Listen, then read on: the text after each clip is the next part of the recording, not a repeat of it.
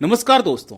पूजा Khedkar case याद है? पूजा खेड़कर एक यंग ट्रेनी आईएएस ऑफिसर जो देश के सबसे प्रेस्टिजियस सिविल सर्विसेज एग्जाम में सेलेक्ट हुई थी, अचानक नेशनल हेडलाइंस में आ गई। टीवी चैनल्स पर डिबेट, न्यूज़पेपर में फ्रंट पेज पे कवरेज, सोशल मीडिया पर आउटरीच और हर जगह एक ही सवाल, क्या यूपीएससी जैसी टॉप लेवल एग्जाम में भी आइडेंटिटी, कोटा और डिसेबिलिटी सर्टिफिकेट वेरिफिकेशन में लूप होल्स हो सकते हैं? यूपीएससी ने ऑफिशियल इन्वेस्टिगेशन के बाद उनकी प्रोविजनल कैंडिडेचर कैंसिल की, उन्हें फ्यूचर यूपीएससी एग्जाम्स सिलेक्शन से परमानेंटली डिबार किया और ऑफिशियल प्रेस रिलीज में कहा कि अवेलेबल रिकॉर्ड एग्जामिन करने के बाद सीएससी 2022 रूल्स वायलेशन पाया गया। यूपीएससी ने यह भी कहा कि केस के बैकग्राउंड में 2009 से 2023 तक 15 इयर्स के मोर देन 15,000 रिकमेंडेड कैंडिडेट्स का डेटा रिव्यू किया गया और मामला सिर्फ मीडिया ट्रायल तक सीमित नहीं रहा। इससे पहले सेंट्रल गवर्नमेंट ने उनके कैंडिडेचर क्लेम्स और रिलेटेड डिटेल्स वेरीफाई करने के लिए एडिशनल सेक्रेटरी रैंक के सीनियर ऑफिसर की एक सिंगल मेंबर कमेटी बनाई।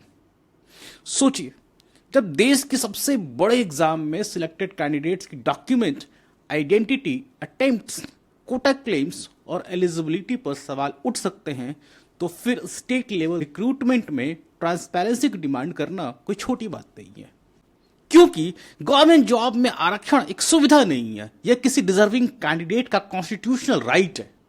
अगर कोई कैंडिडेट गलत सर्टिफिकेट, गलत कैटेगरी या गलत क्लेम के आधार पर बेनिफिट लेता है तो नुकसान सिर्फ एक सीट का नहीं होता, नुकसान उस जेन्युइन कैंडिडेट का होता है जो सच में उस कैटेगरी से आता है, जिसने ईयर्स तक तैयारी की, जिसने सही डॉक्यूमेंट्स दिए, जो सही सिस्टम पर भरोसा करके एग्जाम में बैठा। और यही बात डिसेबिलिटी कोटा में और ज्यादा सेंसिटिव हो जाती है, क्योंकि दिव्यांग आरक्षण सिंपैथी नहीं है, ये लॉ बैक्ड राइट है। यह उन कैंडिडेट्स के लिए बनाया गया है जिन्हें सिस्टम में इक्वल अपॉर्चुनिटी देने के लिए स्पेशल प्रोटेक्शन चाहिए। अब इसी बैकग्राउंड में 70th बीपीएससी का बहुत बड़ा डॉक्यूमेंट में सवाल सामने आया है। यहां हम किसी कैंडिडेट को फ्रॉडस्टर नहीं कह रहे, यहां हम कोई फाइनल एलिगेशन नहीं लगा रहे, यहां कोई जजमेंट पास करने नहीं आए हैं, लेकिन बीपीएससी के अपने डॉक्यूमेंट्स में एक ऐसा मिसमैच दिखाई देता है जिसे बिना ऑफिशियल एक्सप्लेनेशन के इग्नोर करना मुश्किल है। बीपीएससी के डिसेबिलिटी मेडिकल टेस्ट नोटिस में कुछ कैंडिडेट्स डीडी या ओएच कैटेगरी में दिखाई देते हैं। अभी आपको बताऊंगा डीडी ओएच क्या होता है, लेकिन फाइनल अलॉटमेंट लिस्ट में वही roll number disabled MD category में दिखाई देते हैं। अब आम आदमी के लिए इसे समझना थोड़ा डिफिकल्ट है, तो सिंपल लैंग्वेज में समझते हैं। डीडी मतलब सुनने से जुड़ी डिसेबिलिटी, ओएच मतलब बॉडी मूवमेंट यानी कि हाथ पैर चलने फिरने, फिजिकल मोबिलिटी से जुड़ी डिसेबिलिटी। एमडी मतलब मल्टीपल डिसेबिलिटी यानी एक से ज्यादा तरह की डिसेबिलिटी। अब सवाल यह है कि जो कैंडिडेट मेडिकल टेस्ट नोटिस में डीडी था वो फाइनल रिजल्ट में एमडी कैसे हो गया, और जो कैंडिडेट मेडिकल टेस्ट नोटिस में ओएच था वो फाइनल रिजल्ट में एमडी कैसे हो गया। और सबसे बड़ा सवाल ये कि क्या इस कैटेगरी चेंज से जेन्युइन एमडी कैंडिडेट का चांस छिन गया? यही आज की इन्वेस्टिगेशन का कोर है। हम आज 5 चीजों को समझेंगे। पहला, बीपीएससी के डॉक्यूमेंट्स में एग्जैक्टली मिसमैच क्या है। दूसरा, कट ऑफ और सर्विस अलॉटमेंट के हिसाब से इससे किससे बेनिफिट हो सकता है। तीसरा, अगर इन कैंडिडेट्स को एमडी कैटेगरी नहीं दी जाती तो पॉसिबल आउटकम क्या हो सकता था। चौथा, लॉ, रूल्स और सुप्रीम कोर्ट के प्रिंसिपल्स क्या कहते हैं। पांचवा, बीपीएससी को इस इश्यू पर क्या करना चाहिए। तो सवाल सीधा है, 70th बीपीएससी में डिसेबिलिटी कैटेगरी चेंज सिर्फ टाइपिंग मिस्टेक है, या मेडिकल बोर्ड की रिक्लासिफिकेशन है, या रोस्टर एडजस्टमेंट है, या एक सीरियस रिक्रूटमेंट रेड फ्लैग है? इसको हम समझेंगे। चलिए डॉक्यूमेंट से शुरू करते हैं। बीपीएससी ने 25 मार्च 2026 को एक डिसेबिलिटी मेडिकल टेस्ट नोटिस जारी किया। इस नोटिस में कैंडिडेट्स को आईजीएमएस पटना के में मेडिकल वेरिफिकेशन के लिए बुलाया गया। नोटिस में कैंडिडेट्स को अलग अलग डिसेबिलिटी कैटेगरी में रखा गया था, लाइक एमडी, डीडी, वीआई और ओएच। यह बात बहुत ही इंपॉर्टेंट, क्योंकि इसका मतलब है कि बीपीएससी खुद मेडिकल टेस्ट स्टेज पर इन कैटेगरीज को अलग अलग मान रहा था, और बीपीएससी ने सबको सिंपली डिसेबल कैंडिडेट्स नहीं लिखा। सो बीपीएससी ने अलग अलग बताया कि कौन एमडी है, कौन डीडी है, कौन वीआई है, विजुअली इंपेयर्ड, कौन ओएच है। अब इसी नोटिस में कुछ नेम्स इंपॉर्टेंट हैं। Mrigank Bhushan, roll number 435060, DD category. Shambhavi, roll number 54709 DD category. Alka Rani roll number 552990 DD category. Chanda Kumari roll number 334460 OH category. इसका बीपीएससी का 9 मई 2026 का सप्लीमेंट्री डिसेबिलिटी टेस्ट नोटिस भी आता है, जिसमें अलका रानी का फिर से नाम दिखता है। यानी मेडिकल टेस्ट डॉक्यूमेंट में अलका रानी डीडी दिखती हैं। और final 70th BPSC allotment list देखते हैं, जहां पे ये कैंडिडेट्स का नाम है फिर से दिखता है, लेकिन अब कैटेगरी चेंज। अलका रानी नाउ डिसेबल्ड एमडी कैटेगरी से बिहार एडमिनिस्ट्रेटिव सर्विसेज में जाती हैं। मृगांक भूषण भी डिसेबल्ड एमडी कैटेगरी से बीएस में जाते हैं। सांभवी को भी एमडी कैटेगरी से रेवेन्यू ऑफिसर मिलता है। चंदा को भी डिसेबल्ड एमडी कैटेगरी से रेवेन्यू ऑफिसर मिलता है। अब यही वह पॉइंट है जहां पे आम आदमी पूछेगा मेडिकल टेस्ट में अगर कैटेगरी कुछ और थी तो यहां पे एमडी कैटेगरी कैसे हो गया। अगर कैंडिडेट जेन्युइनली एमडी था तो मेडिकल टेस्ट नोटिस में डीडीआर ओएच क्यों लिखा गया। अगर मेडिकल टेस्ट नोटिस सही था तो फाइनल लिस्ट में एमडी क्यों लिखा गया। और अगर बीच में मेडिकल बोर्ड ने कैटेगरी चेंज की तो उसकी फाइनल मेडिकल बोर्ड रिपोर्ट कहां पे है। यही इस इशू का सबसे इंपॉर्टेंट सवाल है। यहां था रुक कर डीडी ओएच एमडी को फिर से एक बार आसान भाषा में समझने की कोशिश करते हैं, उसको लॉ का इंप्लीकेशन समझते हैं। मान लीजिए किसी भर्ती में डिसेबिलिटी कोटा के अंदर अलग अलग सीट्स हैं। एक सीट हियरिंग डिसेबिलिटी वाले कैंडिडेट के लिए है, एक सीट फिजिकल मूवमेंट डिसेबिलिटी वाले कैंडिडेट के लिए है, एक सीट मल्टीपल डिसेबिलिटी वाले कैंडिडेट के लिए है। और अगर कोई कैंडिडेट हियरिंग डिसेबिलिटी वाले लिस्ट में मेडिकल टेस्ट के लिए गया लेकिन फाइनल रिजल्ट में मल्टीपल डिसेबिलिटी वाले सीट पर दिखा गया, तो नेचुरली ये सवाल उठेगा चेंज कैसे हुआ। क्या उस बोर्ड या डॉक्टर ने कहा कि उसके पास मल्टीपल डिसेबिलिटीज हैं, या पहले के नोटिस में कोई टाइपो एरर था, कोई गलती हुई थी, या फाइनल रिजल्ट में कोई गलती हुई, या फिर सीट अलॉटमेंट में कोई एडजस्टमेंट हुआ है लीगली। अगर बीपीएससी के पास इसका साफ मेडिकल या लीगल आंसर है तो इसको एक्सप्लेन हो सकता है, लेकिन अगर कोई आंसर नहीं है तो ये सीरियस रेड फ्लैग है। क्या ये स्कैम है, तो इसका बहुत रिस्पॉन्सिबल जिम्मेदाराना जवाब होगा कि नहीं। अभी सिर्फ डॉक्यूमेंट्स देखकर इसे हम ये स्कैम नहीं कर सकते, क्योंकि पॉसिबल है कि मेडिकल टेस्ट नोटिस में टाइपिंग मिस्टेक हो, पॉसिबल है कि फाइनल लिस्ट में टाइपिंग मिस्टेक हो, और सबसे इंपॉर्टेंट पॉसिबल है कि मेडिकल बोर्ड ने फाइनल असेसमेंट में कैंडिडेट को एमडी डिक्लेयर किया हो, और यह भी पॉसिबल है कोई लॉफुल रोस्टर इंटरचेंज हुआ हो। लेकिन अगर इनमें से कोई भी ऑफिशियल रिकॉर्ड नहीं है तो फिर यह छोटा सा क्लैरिकल इशू नहीं रह जाता, एक जेन्युइन कैंडिडेट्स की राइट्स का जोड़ा सवाल बन जाता है। क्योंकि डिसेबिलिटी रिजर्वेशन कोई फेवर नहीं है, कोई चैरिटी नहीं है, ये लॉ के द्वारा दिया गया राइट है। और अगर इस राइट का गलत इस्तेमाल होता है तो नुकसान किसी जनरल पब्लिक का नहीं होता, बल्कि उन्हीं जेन्युइन डिसेबल कैंडिडेट्स का होता है जिनके लिए आरक्षण बनाया गया था। आइए अब कट ऑफ के एंगल को समझते हैं, क्योंकि कट ऑफ से यह पता चलता है कि किस कैटेगरी में सिलेक्शन कितना आसान था या डिफिकल्ट था। कट ऑफ का मतलब होता है मिनिमम मार्क्स जिससे अपनी कैटेगरी में क्वालिफाई करते हैं, यानी किसी कैटेगरी में आगे जाना या फाइनल सिलेक्शन पाने के लिए मिनिमम कितने मार्क्स आपको चाहिए। अब अगर किसी कैंडिडेट की कैटेगरी बदलती है तो उसका इफेक्ट 3 लेवल्स पर हो सकता है। फर्स्ट प्रीलिम्स में, second mains and final interview में, और फिर सर्विस एलोकेशन में। तो 70th बीपीएससी प्रीलिम्स में डीडी और एमडी का कट ऑफ सेम था, यानी कि दोनों कट ऑफ 48 मार्क्स था। इसका मतलब यह है कि डीडी से एमडी जाने पर प्रीलिम्स लेवल पर डीडी कैंडिडेट्स को अलग से कोई विजिबल मार्क्स बेनिफिट नहीं दिखता।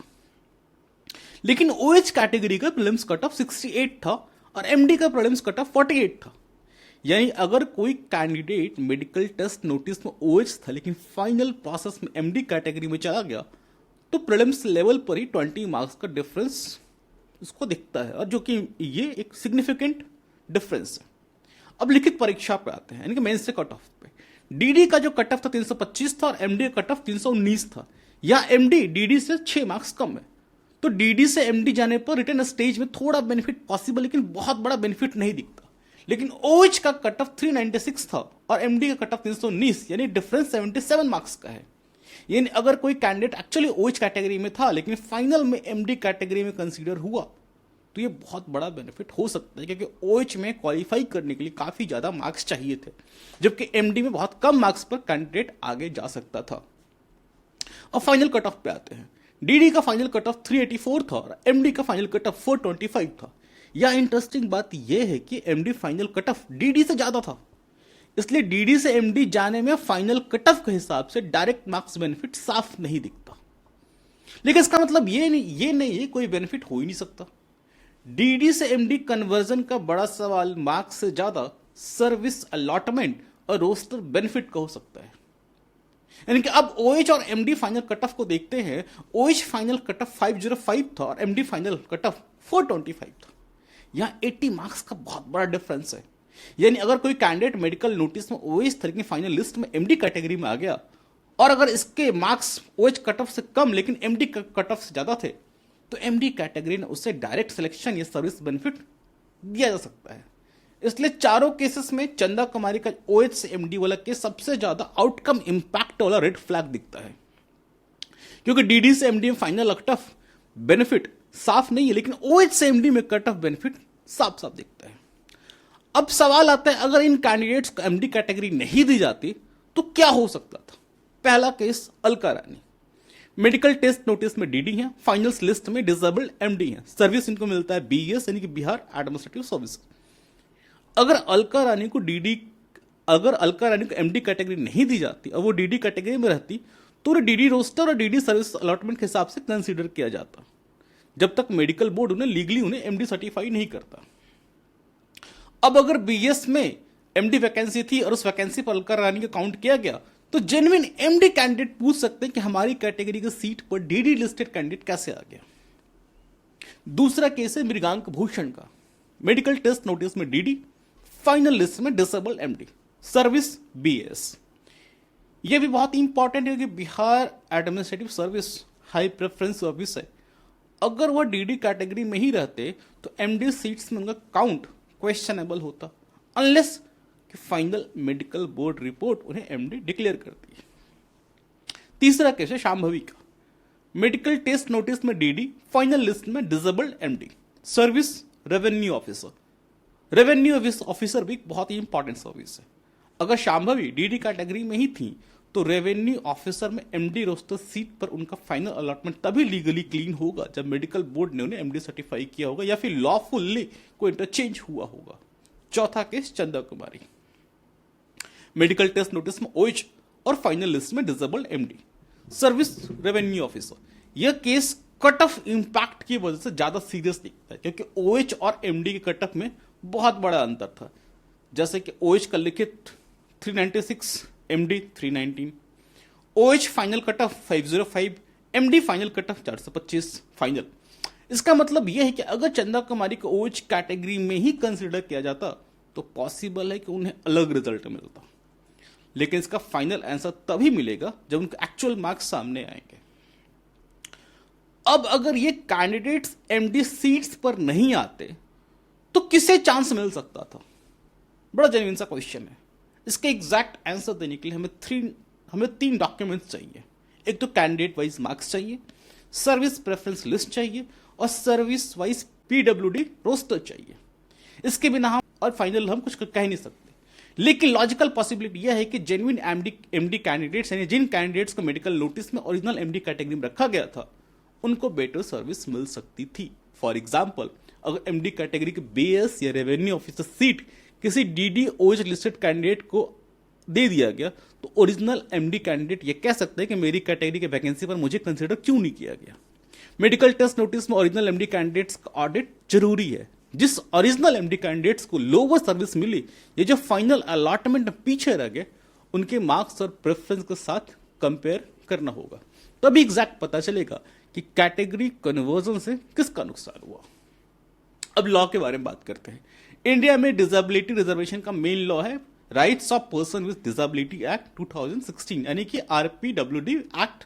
इस लॉ के सेक्शन 34 में गवर्नमेंट जॉब से पर्सन विद बेंचमार्क डिसेबिलिटी के लिए रिजर्वेशन की बात किया गया है, लेकिन सेक्शन 34 डिसेबिलिटी को एक कॉमन बॉक्स में नहीं डालता। लॉ अलग अलग डिसेबिलिटी ग्रुप्स बनाता है, यानी कि विजुअल डिसेबिलिटी अलग group, deaf and hard of hearing अलग ग्रुप, लोकोमोटर डिसेबिलिटी अलग ग्रुप, मेंटल और इंटेलेक्चुअल डिसेबिलिटी अलग ग्रुप, मल्टीपल डिसेबिलिटी अलग। इसका मतलब साफ है कि डीडी कैंडिडेट्स ऑटोमेटिकली एमडी में नहीं जा सकते, ओएच कैंडिडेट्स ऑटोमेटिकली एमडी में नहीं जा सकते। एमडी तभी वैलिड होगा जब कंपीटेंट मेडिकल अथॉरिटी कहे कैंडिडेट को मल्टीपल डिसेबिलिटीज है। अब डिसेबिलिटी सर्टिफिकेट और मेडिकल अथॉरिटी के बारे में बात करें, आरपीडब्ल्यूडी एक्ट में डिसेबिलिटी सर्टिफिकेशन का सिस्टम है। कैंडिडेट्स का क्लेम फाइनल नहीं होता, मेडिकल अथॉरिटी उसे वेरीफाई कर सकती है। अगर कैंडिडेट ने डीडी क्लेम किया और मेडिकल बोर्ड ने पाया कि कैंडिडेट्स को डीडी के साथ कोई और भी डिसेबिलिटी है, तो बोर्ड उसे एमडी कैटेगरी में रिक्लासीफाई कर सकता है। लेकिन यह काम ओरली और साइलेंटली नहीं होता, इसके लिए लिखित रिकॉर्ड होना चाहिए, फाइनल मेडिकल बोर्ड रिपोर्ट होनी चाहिए, कैंडिडेट का सर्टिफिकेट या रिवाइज असेसमेंट रिकॉर्ड होना चाहिए। बीपीएससी के पास फाइनल कैटेगरी चेंज का डॉक्यूमेंट्री बेसिस होना चाहिए। बीपीएससी खुद अपने एडमिनिस्ट्रेटिव कन्वीनियंस या अपने मन से किसी को डीडी से एमडी, ओएच से एमडी नहीं कर सकता। तो सरल भाषा में समझें तो डॉक्टर वाली अथॉरिटी डिसेबिलिटी टाइप डिसाइड कर सकती है, लेकिन बीपीएससी अकेले फाइनल रिजल्ट में लेवल बदलकर किसी कैंडिडेट को एमडी सीट नहीं दे सकता जब तक उसके पास वैलिड मेडिकल और लीगल रिकॉर्ड ना हो। अब रोस्टर की बात करते हैं। रोस्टर मतलब सीट अलोकेशन रजिस्टर। इसमें तय होता है कि कौन सी सीट किस कैटेगरी के लिए है। अब पीडब्ल्यूडी रिजर्वेशन हॉरिजॉन्टल रिजर्वेशन होता है। हॉरिजॉन्टल मतलब यह कास्ट रिजर्वेशन के ऊपर एक सिंपल लेयर की तरह काम करता है, लेकिन हॉरिजॉन्टल रिजर्वेशन का मतलब यह नहीं है कि डिसेबिलिटी कैटेगरीज को मिक्स कर दिया जाए। आरपीडब्ल्यूडी रूल्स में वैकेंसी बेस्ड रोस्टर हर क्लास को बेंचमार्क डिसेबिलिटी के अलग वैकेंसी दिखाने की बात करता है। इनफैक्ट आप बीपीएससी के नोटिफिकेशन भी देखेंगे, सबकी अलग अलग सीट मार्क होती है। एमडी सर्टिफाइड कैंडिडेट को जो सीट है उन्हीं को जाना चाहिए। अगर सुटेबल एमडी कैंडिडेट नहीं है तब लिमिटेड लीगल कंडीशन में इंटरचेंज पॉसिबल हो सकता है, लेकिन इंटरचेंज के लिए रिकॉर्ड, रीजन और अप्रूवल जरूरी है। इसलिए अगर बीपीएससी कहता है कि डीडी ओएच कैंडिडेट्स को एमडी सीट इसलिए मिली क्योंकि रोस्टर इंटरचेंज हुआ था, तो बीपीएससी को बताना होगा किस डेट को इंटरचेंज हुआ, किस अथॉरिटी ने अप्रूव दिया, क्या जेन्युइन एमडी कैंडिडेट्स अवेलेबल नहीं थे और उस ऑर्डर की कॉपी क्या है। अब आइए सुप्रीम कोर्ट क्या कहता है इस मुद्दे पे। तो सुप्रीम कोर्ट ने एग्जैक्ट 70th बीपीएससी वाले इशू पे तो कुछ नहीं कहा है, लेकिन कुछ सिमिलर जजमेंट्स हैं। For example state of UP versus Ravindra Kumar Sharma case में डिसेबिलिटी कोटा मिसयूज का इशू सामने आया था। मेडिकल वेरिफिकेशन में सेलेक्टेड हैंडीकैप्ड कैटेगरी कैंडिडेट में बड़ी संख्या में जेन्युइन डिसेबिलिटी क्राइटेरिया पर फेल पाए गए। सुप्रीम कोर्ट ने ब्रॉडली प्रिंसिपल एक्सेप्ट किया, अगर डिसेबिलिटी कोटा मिसयूज का सीरियस डाउट हो तो मेडिकल वेरिफिकेशन पॉसिबल है और फ्रॉड को कोर्ट प्रोटेक्शन नहीं दे सकता। फ्रॉड है अब बाहर जाइए।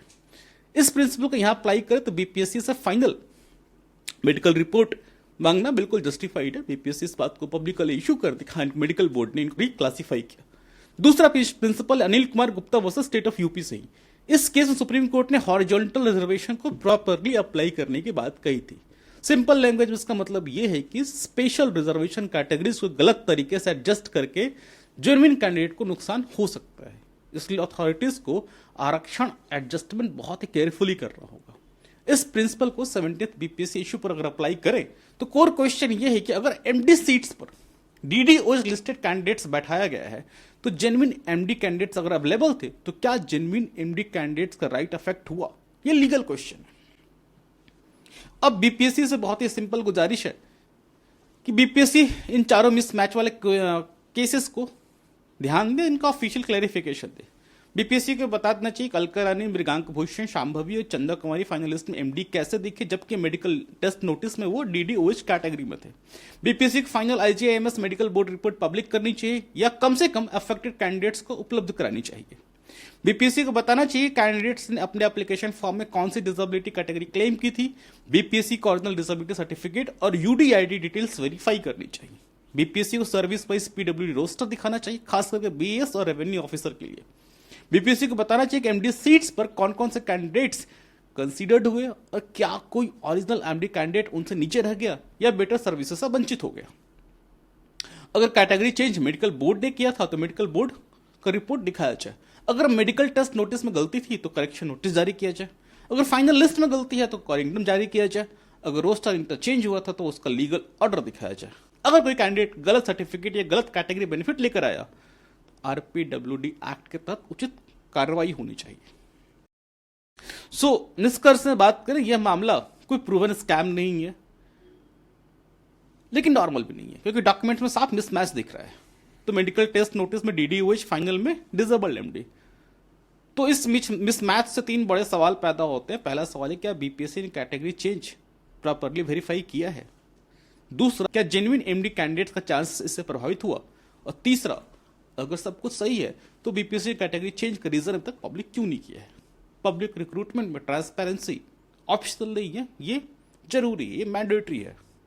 और डिसेबिलिटी रिजर्वेशन कोई फेवर नहीं है, लीगल राइट है। तो अगर इस लीगल राइट का गलत इस्तेमाल होता है तो नुकसान सिर्फ एक एग्जाम कैंडिडेट का नहीं बल्कि पूरे सिस्टम की क्रेडिबिलिटी का होता है। इसलिए बीपीएससी जनहित में, पब्लिक इंटरेस्ट में, ट्रस्ट बिल्डअप के लिए बीपीएससी डॉक्यूमेंट्स को पब्लिक कर दे। बीपीएससी बता दे क्या क्या रीजन है। मेडिकल रिपोर्ट हो सके तो बेहतर पब्लिक करे या फिर जो डिफेक्टेड कैंडिडेट्स उन्हें दिखाए, करेक्शन या रिक्लासिफिकेशन ऑर्डर दिखाए। और गलती हुई तो ओपनली इसको टाइपो एरर, क्लैरिकल एरर करके समझा दें। बस इतना ही है दोस्त। इसे स्कैम कहना या किसी तरह के इसमें एलिगेशन लगाना भी गलत होगा। कृपया इससे बचें। धन्यवाद।